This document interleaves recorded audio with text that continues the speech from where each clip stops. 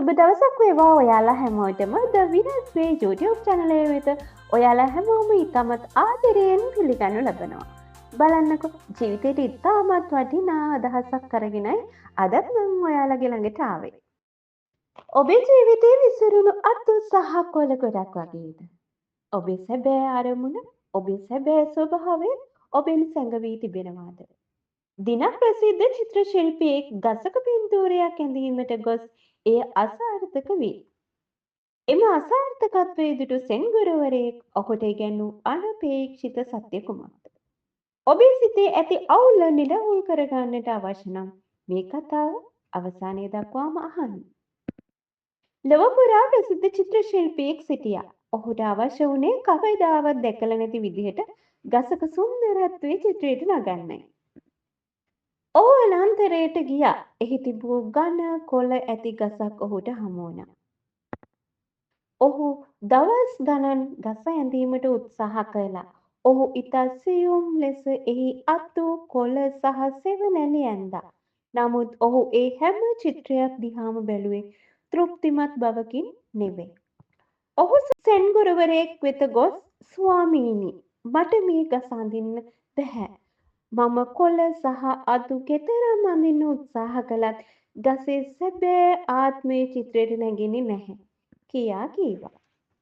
ගුරුවරයා සිනාසී චිත්‍ර ශිල්පියා සමග වනාන්තරයට ගියා. ගස දෙස බලා සිටි ගුරුවරයා චිත්‍ර ශිල්පියාගෙන් ප්‍රශ්න කළා. ගස යනු අතු සහ කොළ පමණක්ද? නැහැ ස්වාමීනි, ගසේ මූලයන් සහ කඳ ප්‍රධානයි. චිත්‍ර ශිල්පියා කීවේය. එසේනම් ගුරුවරයා පැහැදිලි කළා, ඔබ මේ දවස් ගණනාවක් තිස්සේ ඇඳ ඇත්තේ ගසේ අතු සහ කොළ පමණයි. ඔබ වැඩි අවධානයක් දී ඇත්තේ වෙනස් වන විසිරුණු දේවල් කෙරෙහි. ඔබ කිසිසේත්ම ගසේ ස්ථීර කඳ ඇඳ නැහැ. ගුරුවරයා චිත්‍ර ශිල්පියාට කඩදාසියක් දුන්නා. දැන් මුලින්ම ගසේ ශක්තිමත් කඳ පමණක් අඳින්න. එයයි ගසේ සැබෑ ස්වභාවය. ඔබ කඳ ස්ථිරව ඇඳට පස්සේ අතු සහ කොළ නිකම්ම එයට එකතු වෙනු ඇත. චිත්‍ර ශිල්පියා ගුරුවරයාගේ උපදෙස් පිළිපැද්දා. ඔහු මුලින්ම ශක්තිමත් ඍජු කඳ ඇඳ පසුව ඉතා සුළු අතු සහ කොළ එකතු කළා. අවසානයේ චිත්‍රයේ පෙරට වඩා 10 ගුණයකින් ලස්සන, ශක්තිමත් සහ පූර්ණ විය.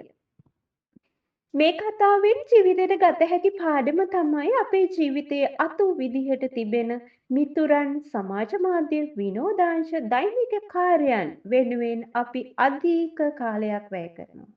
නමුත් කඳ විදිහට තිබෙන ඔබේ සෞඛ්‍ය, මූලික වටිනාකම්, ප්‍රධාන ඉලක්ක අපි මගහැර ගන්නවා. ඔබ දවස ආරම්භ කරන විට මුලින්ම ඔබේ කඳ වෙනුවෙන් කාලය දෙන්න. ඔබේ මූලික ශක්තිය ස්ථීර කරගත්තට පස්සේ අනිත් අතු තනියම හරි විහිදෙන්න වැටෙනවා. ඔබේ ජීවිතය අවුල් සහගතයයි හැඟෙනවා නම් විසිරුණු අතු ගැටලු දෙස බැලීම නවත්තන්න. ඔබේ කඳ, ඔබේ සිතේ ඇති සංසුන් ස්ථානය සොයා බලන්න. සාමය ඇත්තේ එතනයි. අදම ඔබේ ජීවිතයේ කඳ කුමක්දැයි සොයා බලන්න. මුලින්ම එය ශක්තිමත් කරගන්න. එහෙනම් වීඩියෝ එක ඉවර වෙනකම් බලපු ඔයාලා හැමෝටම ගොඩක් ස්තුතියි. හැමෝම එහෙනම් අපේ channel එක subscribe කරන්න, comment කරන්න, හොඳයි කියලා හිතෙනවා නම් අනිත් අයටත් බලන්න share කරන්න. ගිහින් එන්නම්.